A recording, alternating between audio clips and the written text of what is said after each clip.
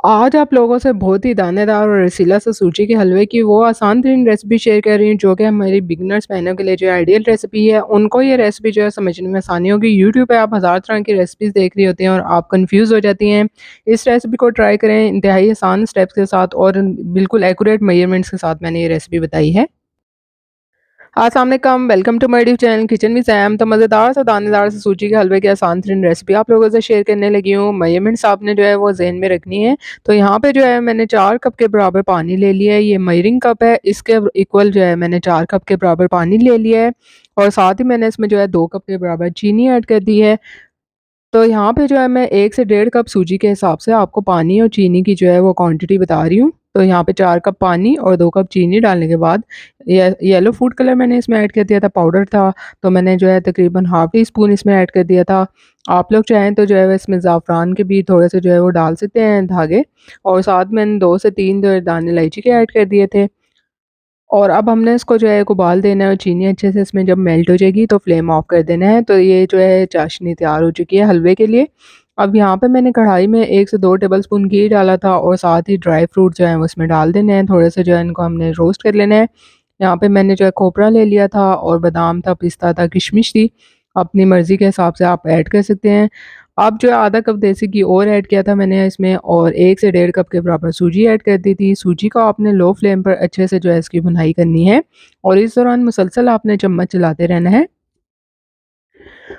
क्योंकि अगर आप चम्मच चलाना छोड़ देंगे तो सूजी जो है वो लगना शुरू हो जाएगी और ये पूरे हलवे का टेस्ट आपका बर्बाद हो जाएगा। और सूजी का जब कलर चेंज हो जाएगा अच्छे से जो है वो इसमें से खुशबू आना शुरू हो जाएगी तो सूजी जो अच्छे तरीके से हमारी भुन जाएगी। अब यहाँ पे कलर इसका चेंज हो गया था, अच्छी से खुशबू आ रही थी, तो मैंने इसमें जो शीरा तैयार किया था ना वो मैंने इसमें सारा डाल दिया है। और आपने चम्मच भी इसमें ज़रूर चलाना है वरना क्या होगा कि इसमें लम्स वगैरह बन जाएँगे।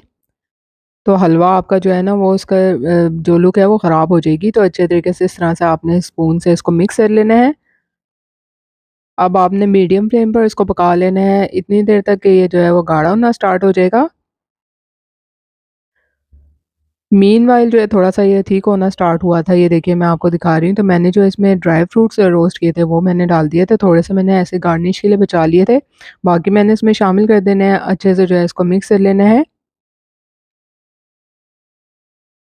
बहुत ही रसीला सा सूजी का हलवा बनता है और दानेदार सा, मैं आपको करीब से दिखा रही हूँ, देखिए कितना दानेदार सा सूजी का हलवा बना है और इसमें बिल्कुल भी कोई भी जो है वो गुठलियाँ वगैरह नहीं बनी है।